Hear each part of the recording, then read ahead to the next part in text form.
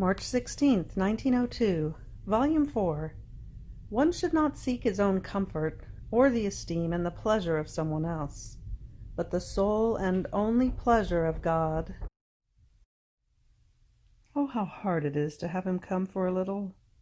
It is a continuous heartbreak and fear that he may come no more. Oh God, what pain! I don't know how I live, though I live dying. Then he made himself seen for a little, in a pitiful state, with one arm severed, and all afflicted. He told me, "My daughter, see what creatures do to me. How can you want me not to chastise them?" And while saying this, he seemed to take a tall cross, the arms of which were hanging over 6 or 7 cities, and various chastisements would occur. On seeing this, I suffered very much, and he, wanting to distract me from that pain, added, "My daughter, you suffer very much when I deprive you of my presence. This must happen to you by necessity, because since you have been close to the divinity for a long time, identified with it through its contact, you have enjoyed as you pleased all the pleasure of divine light, and the more one has enjoyed the light, the more he feels the privation of that light, and the bothers, the annoyances, and the pains which darkness brings with itself." Then he repeated, "However, the most important thing for everyone is that in each thought, word, and work, one should not seek his own comfort, or the esteem and the pleasure of someone else, but the sole and only pleasure of God." March 16th, 1904, Volume 6. True resignation does not put things under scrutiny, but adores in silence the divine dispositions. The cross is festive, jubilant, joyful, and desiring. This morning, as I was in my usual state, I found myself over a person who appeared as though clothed like a sheep, and I was carried on his shoulders. But he walked at a slow pace, while in front of him there was something like a car which was faster. And I said in my interior, "This one is going slowly. I would like to go inside that car, for it goes faster." I don't know why, but as soon as I thought of this, I found myself there, inside of it, with other people who said to me, "What have you done? You have left the shepherd?" And what a shepherd! In fact, since his life is in the fields, all the medicinal herbs, noxious and salutary, are his. And by being with him, one can be always in good health. And if you see him clothed like a sheep, it is so that he can make himself similar to the sheep, allowing them to approach him with no fear. And even though he walks at a slow pace, he is safer. On hearing this, I said in my interior, "Since it is so, I would like to be with him so as to tell him something about my illness."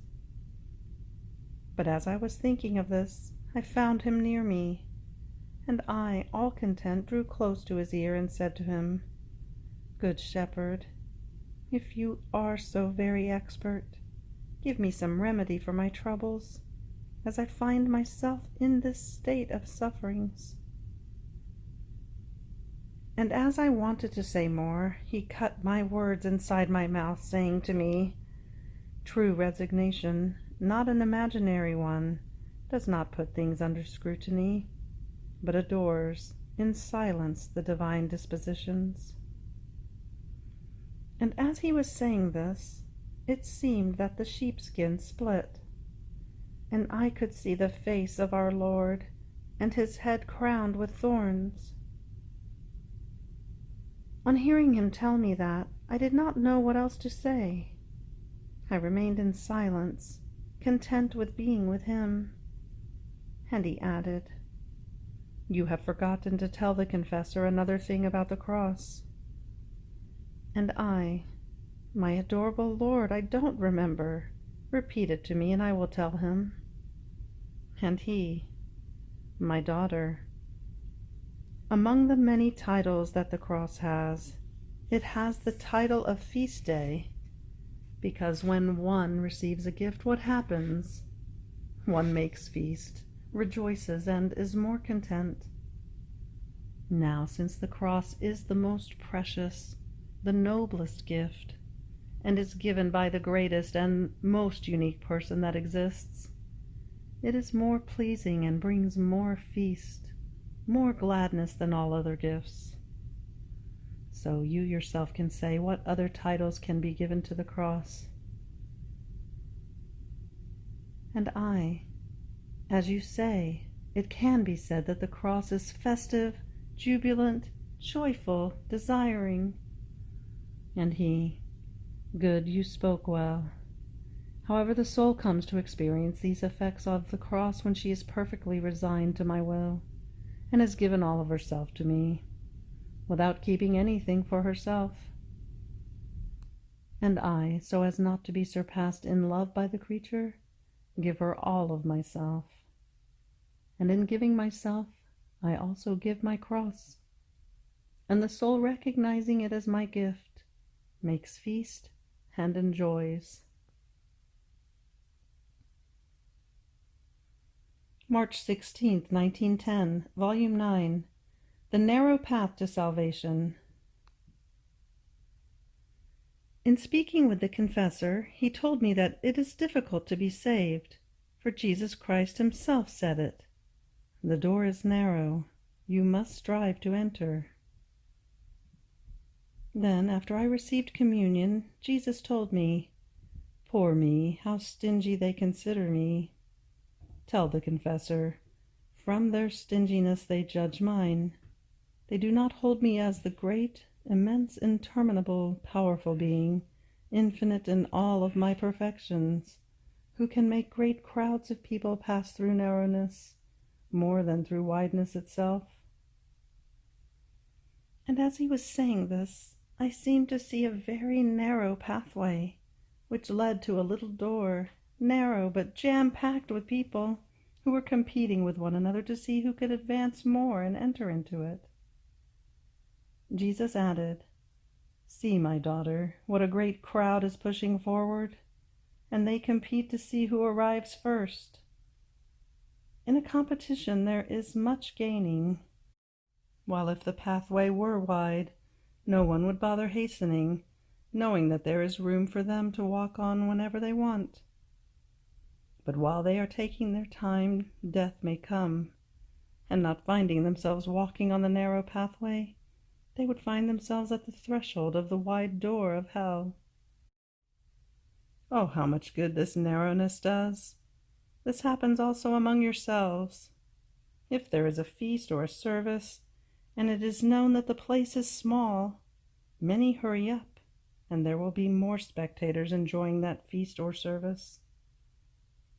But if it is known that the place is large, nobody bothers hastening, and there will be less spectators, because knowing that there is room for everyone takes his time, and some arrive in the middle of it, some at the end, and some find everything finished, enjoying nothing.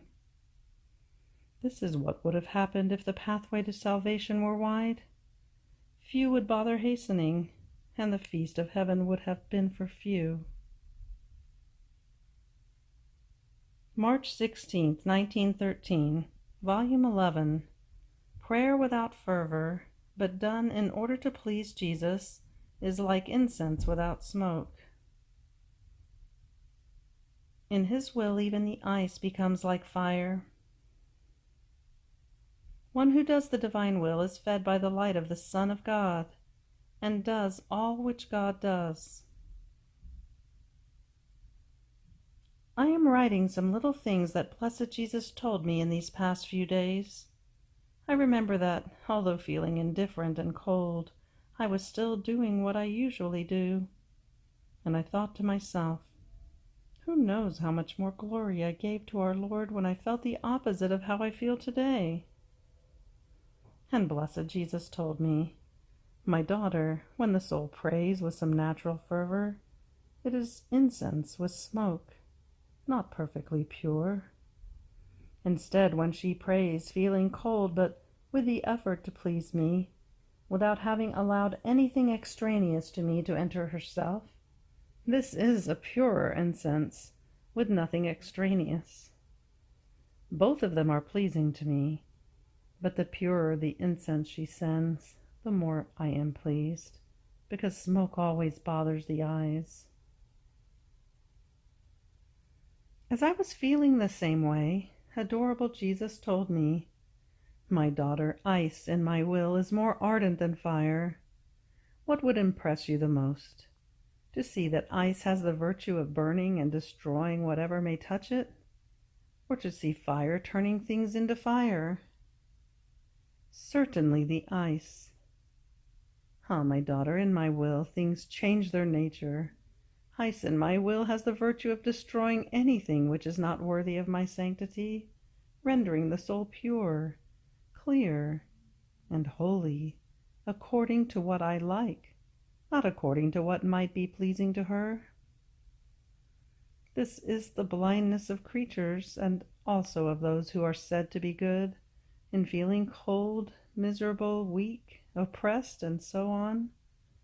The more they feel bad, the more they huddle within their will, weaving their own maze so as to wrap themselves even more within their troubles, instead of making a jump into my will, in which they would find the cold fire, the misery wealth, the weakness strength, the oppression joy. I make them feel so bad on purpose, in order to give them, in my will, the opposite of the evils which they keep. But creatures do not want to understand this, once and for all, so they render vain my designs for them. What blindness! What blindness!" Another day Jesus told me, "My daughter, take a look at how one who lives in my will feeds herself." In the meantime I could see a sun which was spreading innumerable rays. It was so splendid that our sun appeared just as a shadow. A few souls, immersed in this light, were suckling with their mouths from these rays, as if the rays were breasts.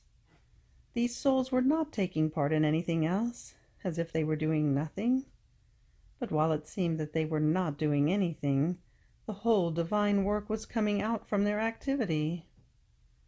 My always adorable Jesus added, "Did you see the happiness of the ones who do my will, and how the repetition of my works comes only from them? The soul who lives in my will feeds herself with light, with me, and while she does nothing, she does everything. She can be certain that whatever she thinks, does, and says is the effect of the food which she takes. That is to say, everything is a fruit of my will." March 16th, 1917, Volume 12. How the tight union between the soul and God is never broken. I continue in my usual state. My lovable Jesus makes himself seen almost like lightning flashing by. And if I lament, he says, my daughter, poor daughter, if you knew what is going to happen, you would suffer very much. So in order not to make you suffer so much, I try to escape you." Then, as I return to lamenting, saying, "My life, I wasn't expecting this from you. You who seem to be incapable and unable to be without me. And now, hours and hours, and sometimes it seems that you want to let the entire day go by. Jesus, don't do this to me. How you have changed." Jesus surprises me and says, calm down. I have not changed. I am immutable. Even more, I tell you that when I communicate myself to the soul, and I have kept her bound tightly with me, I have spoken to her and poured out my love. This is never broken between me and the soul. At the most I change manners. Now one way, now another, but I keep inventing ever new ways to speak to her and pour myself out with her in love. Can't you yourself see that if I have not told you anything in the morning, I am almost awaiting the evening to say a word to you? And when they read the applications of my passion, since I am within you, I poured myself up to the brim of your soul, and I speak to you about my most intimate things, which I had not manifested until now, and about how the soul must follow me in my work. Those applications will be the mirror of my interior life, and whoever will reflect himself in it will copy my own life within himself. Oh, how much they reveal my love, my thirst for souls in each fiber of my heart, in each breath, each thought, and so forth. Therefore I speak to you more than ever, but as soon as I finish I hide myself, and you, not seeing me, say that I have changed. Even more, I tell you that when you do not want to repeat with your voice what I say to you in your interior, you hinder the outpouring of my love. March 16th, 1918, Volume 12, The Nourishment of Jesus. I felt a great need, and I turned my sorrowful laments to Jesus. And he, all goodness, came out from within my interior, clothed in a garment studded with the most refulgent diamonds. And as though waking up from a great sleep, all tenderness told me, "My daughter, what do you want? Your laments wounded my heart, and I woke up to answer your needs immediately. You must know that I was inside your heart, and as you were doing your acts, your prayers, your reparations, pouring yourself into my will and loving me, I took everything for myself, and I used it to nourish myself and to embellish my garment with precious diamonds. This is so true that, as you were loving me, praying me, and so on, I did not remain on an empty stomach as if you were doing nothing. I was the one who took everything, since you gave me full freedom. Now when the soul does so, I cannot rest when she is in need. I make myself all for her. Tell me then, what do you want?" I told him my extreme needs, shedding bitter tears, to the extent of wetting the most holy hands of Jesus. And sweet Jesus squeezed me to his heart, pouring a most sweet water from his heart into mine, which refreshed all of me. Then he added, "My daughter, do not fear. I will be all for you. If creatures will be missing, I will do everything. I will bind you and release you. I will never leave you without me. You are too dear to me. I raised you in my will. You are part of me. I will guard you, and I will say to everyone, 'No one touch her.' Therefore calm yourself, for your Jesus will not leave you." March 16th, 1922, Volume 14. To live in the divine will has nothing great externally. Everything passes between the soul and God. Continuing in my usual state, I was thinking to myself, I feel I am the most bad one of all. Yet my sweet Jesus tells me that his designs upon me are great, that the work which he is doing in me is so important that he does not want to entrust it even to the angels, but he himself wants to be the custodian, the actor, and the spectator. Yet what great things do I do? Nothing. My exterior life is so ordinary that I do things below others. But while I was thinking of this, my always lovable Jesus, cutting off my thought, told me, My daughter, it shows how without your Jesus you can think and say nothing but nonsense. My dear mamma also did nothing extraordinary in her exterior life. Even more, apparently she did less than others. She lowered herself to the most ordinary actions of life.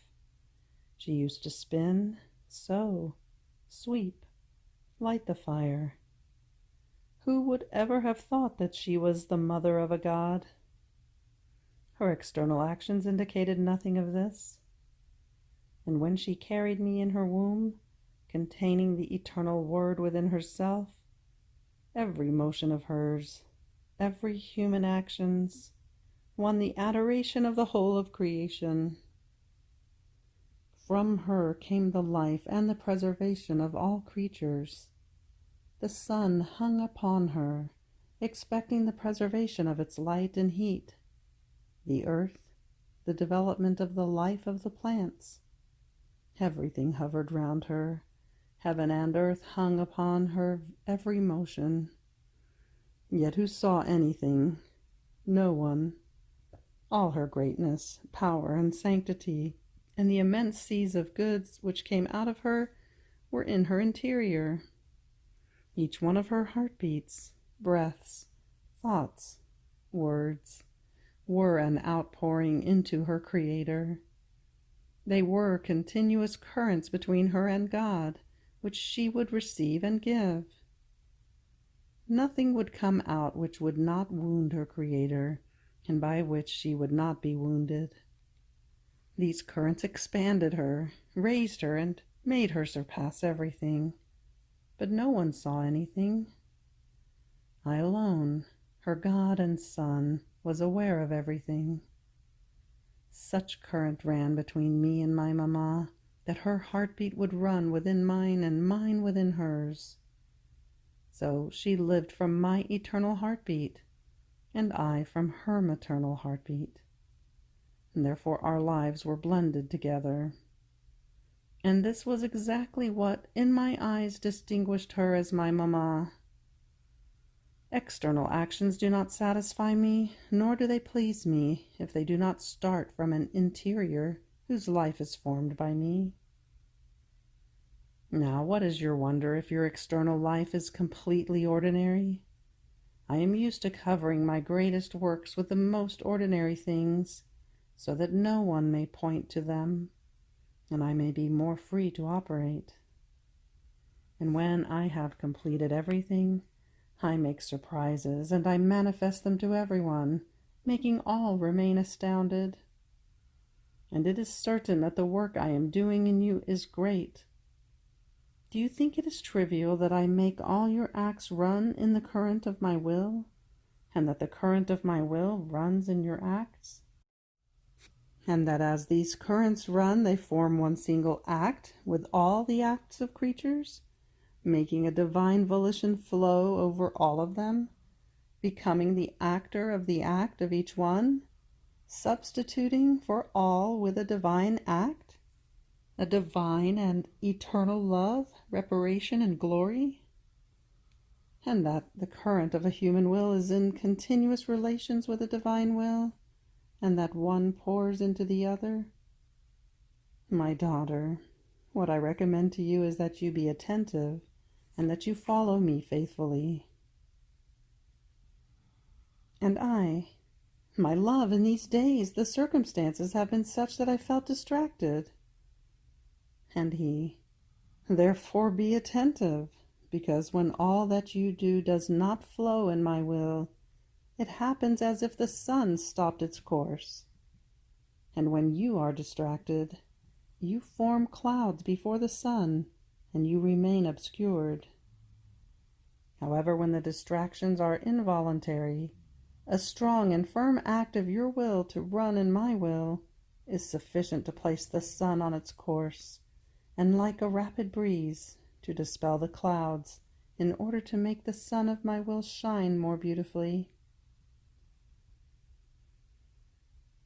March 16th, 1927, Volume 21. As Jesus was conceived, he formed the retying of his kingdom with creatures.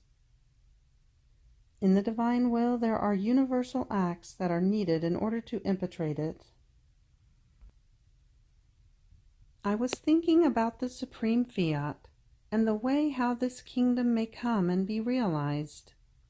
And my beloved Jesus, moving in my interior, told me, "My daughter, as your Jesus was conceived, I tied again the kingdom of my divine will with creatures.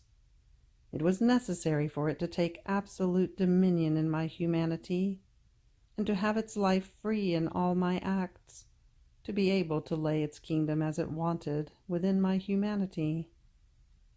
So everything I did, works, prayers, breathing, heartbeat, and sufferings, were bonds and retyings between the kingdom of my fiat and creatures. I represented the new Adam, who not only was to give the remedies in order to save them, but was to redo, to restore what the old Adam had lost. This is why it was necessary for me to take on human nature, to be able to enclose in it what the creature had lost, and through me give it back again. It was justice that my divine will have a human nature at its disposal that would oppose itself in nothing, so as to be able to lay its kingdom once again in the midst of creatures, more so since a human nature had taken away from it its rights to reign, and so another one was needed that would return its right to it. Therefore my coming upon earth was not for redemption alone. On the contrary, the primary purpose was to form the kingdom of my will within my humanity, in order to give it back to creatures. If it were not so, my coming upon earth would have been an incomplete work, unworthy of a God, as no less I would not have been able to restore the work of creation, the order with which it came out of our creative hands, as our will was to reign in everything. Now, so that these retyings that my humanity formed between the kingdom of my will and creatures might have validity, life, and recognition, it was necessary that I choose one creature, who, being entrusted with the special office of making known this kingdom of my will, would bind to herself all these retyings that my will had formed with my humanity, receiving the power to transmit these retyings of my kingdom to the other creatures. This is why I remain in the depth of your soul, maintaining the life of my supreme fiat, to bind these retyings and to lay its kingdom in them. And I speak to you so much about it, as I have not done with anyone else until now. Therefore be attentive, because this is about the greatest thing, to restore the order of creation between the Creator and the creature.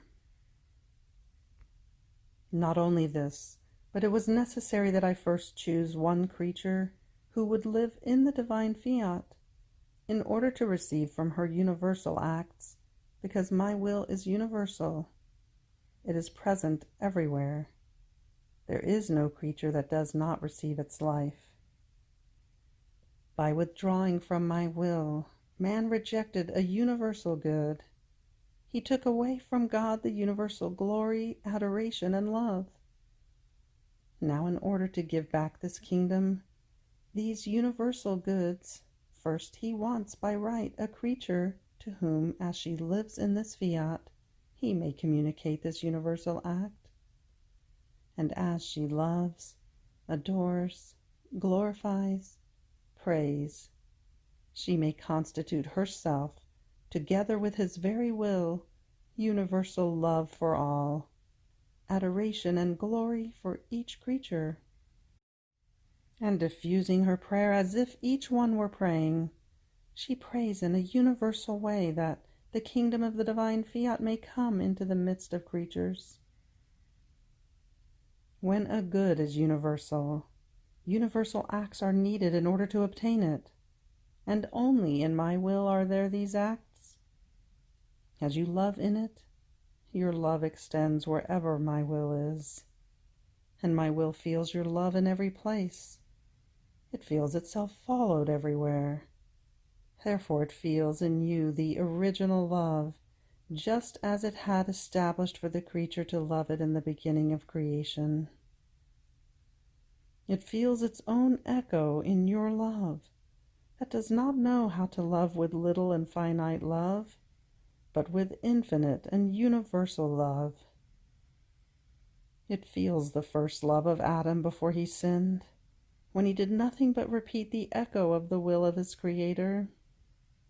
And it feels as though drawn by these universal acts that follow it everywhere, to come to reign again in the midst of creatures. This is why I have chosen you, my daughter, and from their same stock, not only to manifest to you the knowledges, the goods, the prodigies of this Fiat, but so that by living in it, with your universal acts, you might incline my will to come to reign again in the midst of creatures, as in the beginning of creation. Therefore, to you it is given to unite everyone, to embrace everyone, so that finding everyone and everything in you, just as everything is found in my will, you may place harmony among them. They may exchange the kiss of peace, and my kingdom will be restored in the midst of creatures. Hear then the necessity of the knowledges, of the wonders of my divine Fiat, to dispose the creatures, to attract them to desire, to want, to long for this kingdom and the goods that are in it, as well as the necessity that I first choose one creature who, by living in my will, with her universal acts that my will itself administers to her, which are divine acts, may impetrate the kingdom of my Fiat for creatures. I act like a king whose people have been rebellious against his laws. Making use of his power, the king puts some in prison, some he sends into exile. He removes from some the right of possession. In some he gives to everyone the penalty that they justly deserve. Now in the long run, the king feels compassion for his people. He chooses one of his most faithful ministers, and opening up his sorrowful heart, he says to him, I want to trust you. Listen, I have decided to give you the mandate to call back to me the poor exiled ones, to release the prisoners, to give back the right to possess the goods that I removed from them. If they are faithful to me, I will redouble their goods, their happiness. And so he converses at length with this faithful minister, arranging everything that needs to be done, more so since this minister was always after the king, praying him on behalf of his people to give grace of forgiveness and reconciliation to all. Then, after having arranged everything in secret, they call the other ministers, giving them the order to let the beautiful news reach the people in the prisons, in the exile. How the king wants to make peace with them, how he wants each one to return to his place, and all the good that the king wants to give them.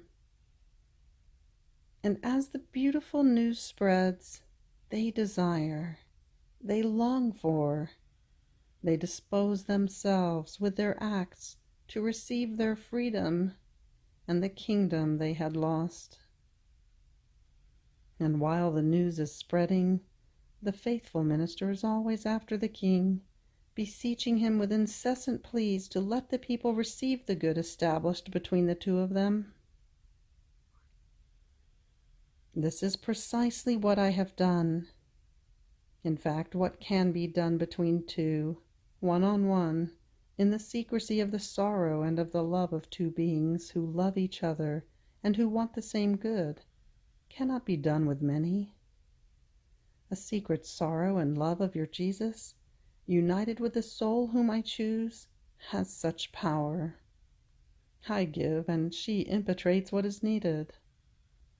The secret between me and you has matured the many knowledges I have given you about the kingdom of my divine Fiat. It has made your many acts rise again in it. The secret between me and you has allowed me to pour out my sorrow so long and of so many centuries, in which, while my will was in the midst of creatures and was life of each one of their acts, they did not recognize it, keeping it in a state of continuous agony.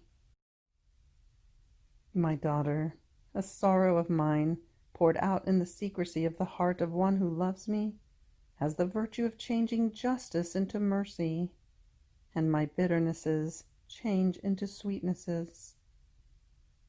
Then, after I trusted you, arranging everything together with you, I called my ministers, giving them the order to make known to the people the beautiful news about my supreme Fiat, the many knowledges about it, how I call everyone, that they may come into my kingdom, get out of the prison of the exile of their will, take possession of the lost goods, so as to live no longer unhappy and as slaves of the human will, but happy and free in my divine will. And just as this secret has had the virtue of allowing us to tell each other, heart to heart, the many wonderful manifestations about the eternal Fiat, as this long secret of ours comes out, it will have such impact on the people that, amazed, they themselves will pray with sighs that my kingdom may come to put an end to all their evils. March 16th, 1931, Volume 29. The heavens and the whole creation symbolize the celestial hierarchy. How an act of pure love is formed.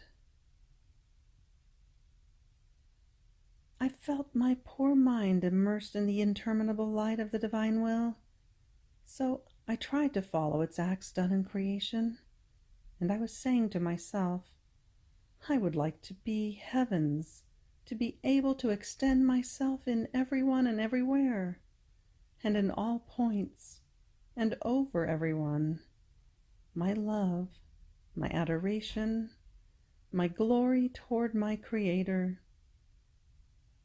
I would like to be sun and have so much light as to fill heaven and earth and convert everything into light, and in this light have my continuous cry, I love you, I love you.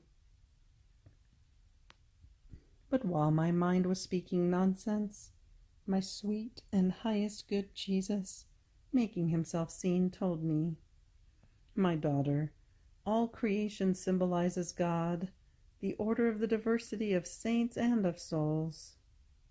Its harmony, the union that all creation possesses, the order, the inseparability, symbolizes the celestial hierarchy with its Creator at the head of it. Look at the heavens that extend everywhere and have all created things under their azure vault, ruling over all, in such a way that no one can escape their sight and their rule. Oh, how they symbolize God, who everywhere extends his dominion and no one can escape his sight. While these heavens enclose everything, however, a great diversity appears in the created things. Some are as though immediate to the heavens, and these are the stars that, though from down below they appear as little, up above are so great, and with such variety of colors and beauty, and have a symphony in their vertiginous race with all creation, as to form one of the most beautiful musics. Their motion and sound, so sweet and vibrant, that it cannot be compared to any of the most beautiful musics of down here. These stars seem to live of heaven, so much are they identified with it, symbol of the souls who will live of divine will. They will be so immediate to and identified with God as to receive all the varieties of the divine qualities, and live of them in such a way as to form the most beautiful ornament to the heaven of their Creator. Keep looking, my daughter, under these heavens, but as though detached from them, between heaven and earth, appears the sun, a sphere placed for the benefit of the earth. Its light descends down below and rises up high, as though wanting to embrace heaven and earth. Therefore it can be said that its light, touching the heavens, lives of heaven, symbol of those souls chosen by God to make graces descend from heaven and make them descend upon earth in order to call it back to live in the divine will. And the first is my celestial mamma, unique as the sun that extends its wings of light. And this light rises up high, descends down below, to reunite God and man, to reconcile him and lead him by means of its light to his Creator. The stars seem to live on their own, united with the divine heaven, while the sun lives of God, but gives itself to all, and its mission is to do good to all. Such is the sovereign Queen. But this sun will not be alone. Many other little suns will rise that will draw light from this great sun, and these will be those few who will have the mission of making my divine will known. Then the low level of the earth, the sea, the plants, the flowers, the trees, the mountains, the flowery forests, symbolize the saints, the good souls, and all those who enter into the harbor of salvation. But see the great difference? The heavens, the stars, the sun have no need of the earth. On the contrary, they give much to the earth. They give it life. They sustain it. Not only this, but all the things created by us that are up high are always at their place. They never change. They neither increase nor decrease, because they have such fullness as to have need of nothing. On the other hand, the earth, the plants, the sea, and so forth are mutable. Now they make a beautiful appearance, and now they reach the point of disappearing completely. They have need of everything, of water, of light, of heat, of the seed in order to reproduce. What difference? The created things that are up high can give, and have need only of God in order to be preserved, while the earth has need not only of God, but of everything. And if the human hand did not work it, it would remain sterile, without doing anything at all of great good. Such is the difference. One who lives of my will feels only the need of God in order to live of his life, while one who does not have his life as beginning keeps begging support and help from all. And when he does not find them, he remains like earth, which is incapable of producing much good at all. Therefore let my divine will alone be the life and the beginning of all your acts, if you want to feel only the need for your Jesus. You will find me always ready, I more yearning to give it to you than you to receive it, while the help of creatures is given with difficulty and reluctantly, so much so that the one who receives it feels the bitterness of the help that is given to him by the creature. My helps instead bring joy and happiness. Then I was continuing my I love you in the divine Fiat, and was thinking to myself, but is my love pure? And my beloved Jesus added, my daughter, in order for you to be able to give me a pure love, a glance to your interior says everything. If your heart palpitates, yearns for, desires only my love, if your hands operate only for love of me, if your feet walk only out of love, if your will wants only my love, if your intelligence seeks always the way to love me, your I love you with the word, do you know what it does?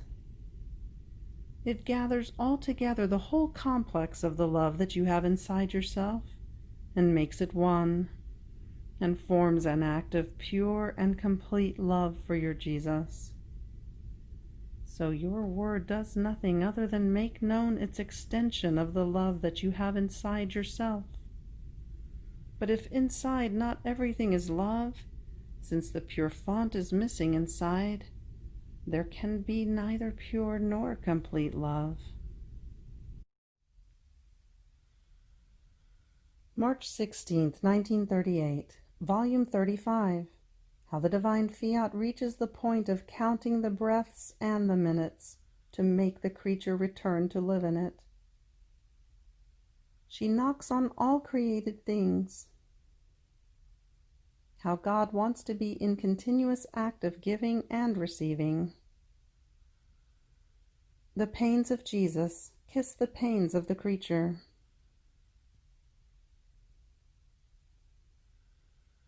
It seems to me that the divine volition awaits me, wants me, and yearns that I may enter it in every instant, so that it may re-enter into all my acts. And if I escape for a few instants, may this never be. May heaven never allow it. It feels isolated and inconsolably misses the company of the creature, saying in its pain, "What, are you leaving me? For you I left myself in the spheres, in the sun and the air, to make you company and receive yours. But do you know why? To love you and to be loved, and to be able to say, all that I do in the heavens, in our divine being, I do in the spheres, and I want to do in my beloved creature. But if you don't remain in my will, you separate yourself from me and I from you, so I remain isolated. But in my pain I never stop calling you. Divine will, how much you love me, how adorable and admirable you are." And I felt the suffering of its loneliness.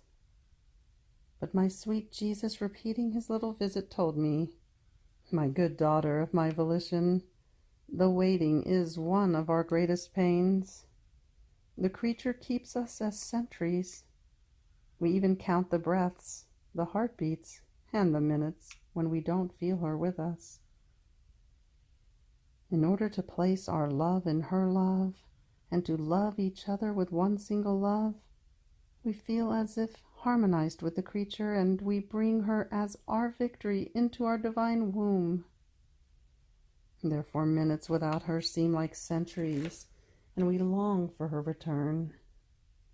And so as she enters our volition, asking us for our will to come and reign upon earth, we make a feast, because she wants what we want. The greatest and the most beautiful of all things is for the creature to want what her Creator wants. This forms our rest, and our love smiles and finds peace. Now, as she asks for our will to come and reign, she knocks on all created things, on the sun, on the wind, on the heaven, on the stars, on everything. As I, who dominate, dwelling within them, hear knocking, I open all the doors, and she goes higher and knocks at our divinity, and at all the angels and the saints, making all ask me for my fiat to come. How sweet her penetrating knocking, with such authority that all open and become all attentive. She gives everyone something to do, and all ask her what she wants. So, living in our will, moves heaven and earth, putting all our works in action for a cause so holy. After this he added, "My daughter, would you like to know why we want the creature to live in our divine volition? Because we want to give her always new gifts, new love, and new charisms. We want to give her always new things from our divine being. But having to receive and to listen, the creature will not have the space in which to place our gifts if she does not live in our will. We do not deliver our gifts if we don't have a place in which to deposit them, remaining with the pain of wanting to give, but being unable to. We are as though suffocated by love, and we cannot find relief since there's no one to take it. So we are forced to watch the creature being poor, weak, ignorant.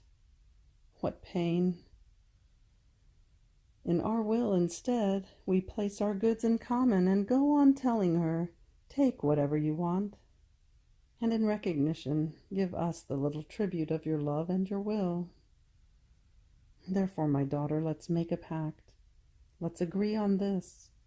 I must love you always, and you must always give me your little love.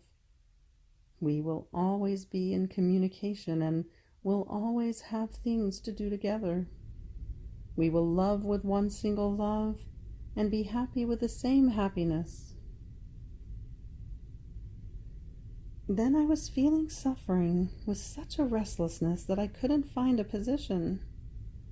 My sweet Jesus came back and continued, "My daughter, my pains kiss your pains. Hug them and blow over them with their love. They identify your sufferings with mine, giving them life in my own pains. So your pains receive the same infinite value and the good that mine produce. In my will, things, and the pains too, remain changed, and from human things they become divine. I feel that it is not the creature who suffers them, but I myself form and create those pains in order to suffer them within my beloved creature, and repeat my life within her, along with the court of my sufferings. This is why I called them my pains. If only you knew what I do with these pains. I place them between heaven and earth as perennial glory and love to my celestial Father, as defense and refuge of the creatures, as regret for those who offend me, as a cry of love to those who do not love me, as light for those who do not know me. In sum, I make them do all the offices of good needed for the creatures. Therefore let me operate. These are works that your Jesus wants to do, and I can do them in the one who lives in my will. End of March 16th. Fiat.